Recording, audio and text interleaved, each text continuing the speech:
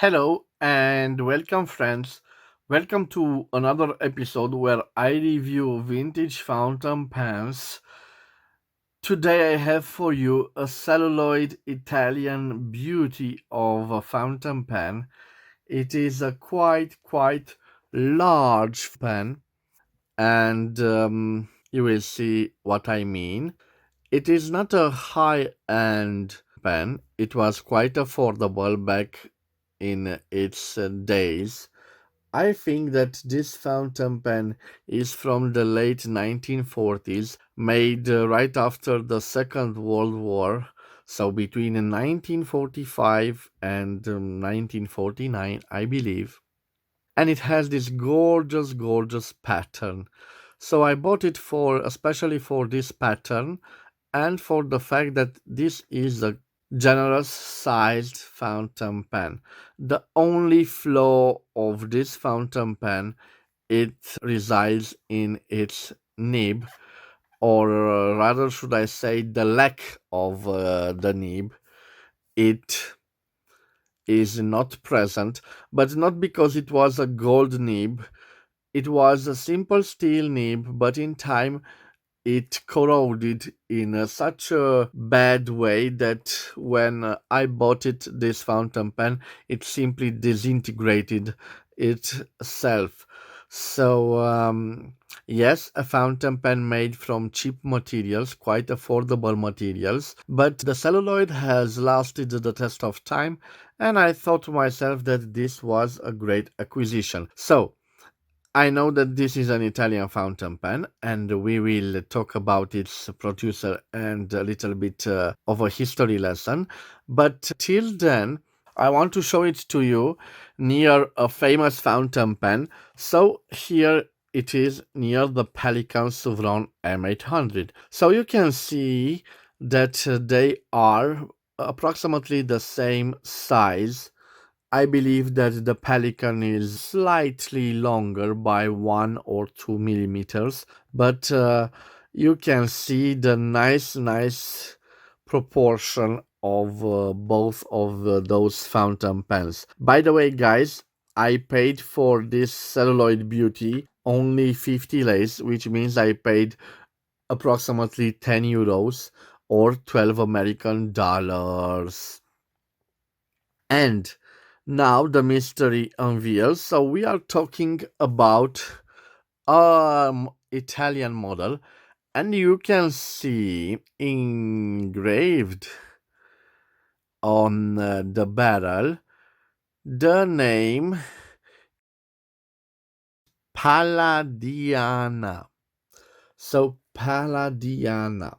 And I've searched for this name in the book of Italian fountain pens made before the 1950s, the book written by Letizia Giacobini, and in that index of names of fountain pens, she mentions that it is a line of large fountain pens made by Vicenza firm Fratelli Rossi. So practically from the same book of Letizia Giacobini, we learn that this company was founded in the early 1930s by brothers Rinaldo and Marcello Rossi in Sandrigo, which is a town in the province of Vicenza, Italy. Initially, the name of the company was Fratelli Rossi Penne Stilografiche e Materiali Pressati, Rossi Brothers Fountain Pens and Molded Materials. And we have an interesting fact. The first company logo was an imperial eagle above the word Caesar, and this was to the fact that the Italian state propaganda in the 1930s was inspired by the glory days of the imperial Rome. And in fact, the first fountain pen produced by this company was called Caesar. The Rossi brothers made many models of pen during the 1930s, and some of them were of excellent quality, but the majority of them were black hard rubber safeties and colored celluloid button fillers made for the entry level market. Immediately after the World War II, the company changed its name to Penco Manufacturers, and the reason for this change is obvious. With state propaganda based on the imperial splendor of Rome now well and truly a thing of the past, so the firm needed to find a more modern image that reflected the influence of the Americans that were now in control of Italy. Practically, this Palladiana model was an economy model of fountain pen that included, as you can see, generously sized pieces with inexpensive chrome plated trims, and you can see that the chrome plated trim of this cap has faded away. Let me test if we have not such a flexy clip, and quite affected this nickel plating in time. The only thing that it is interesting about those inexpensive fountain pens is the fact that they were made in a large variety of colors and patterns, and some of which are quite unusual. Well, I like this serpent or lizard skin type of celluloid, and I think it is wonderful. Unfortunately, the Penco company, despite their advertising and effort to bring new models of fountain pens, by the late 1950s, it had some financial problems and ceased making fountain pens.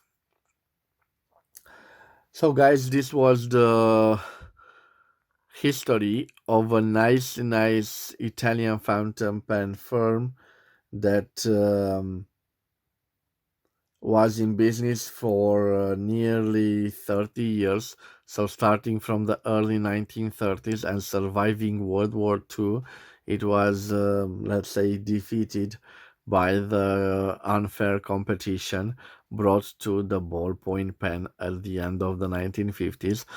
But indeed, some of other great fountain pen manufacturers were affected by this crisis.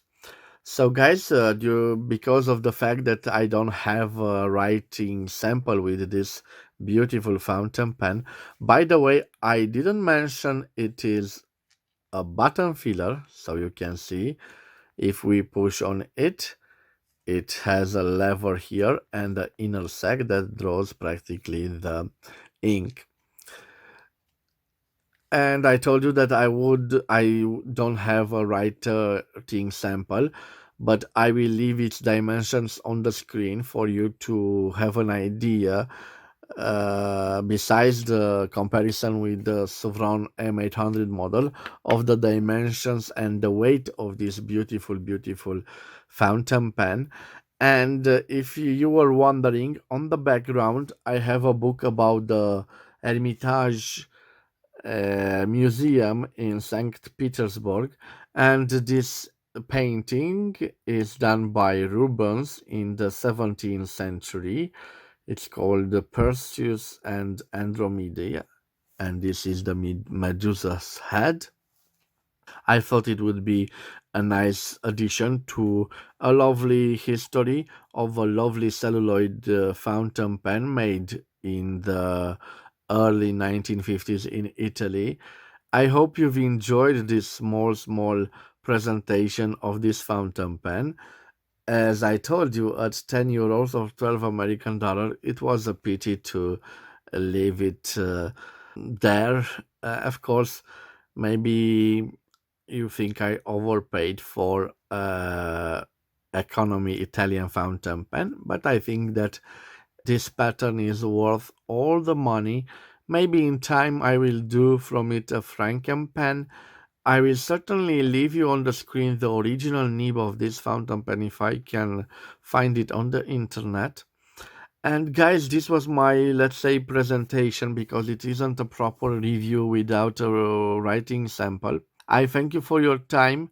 For those of you who are new and enjoyed this review, please subscribe to my channel. And guys, I promise you a nice and interesting journey in the world of vintage and new fountain pens. What can I say? I wish you to have a wonderful day wherever you are. I thank you for your time again. Thank you for your review. We will see each other at the next episode. Till then, guys, please stay safe and God bless you all. Bye bye.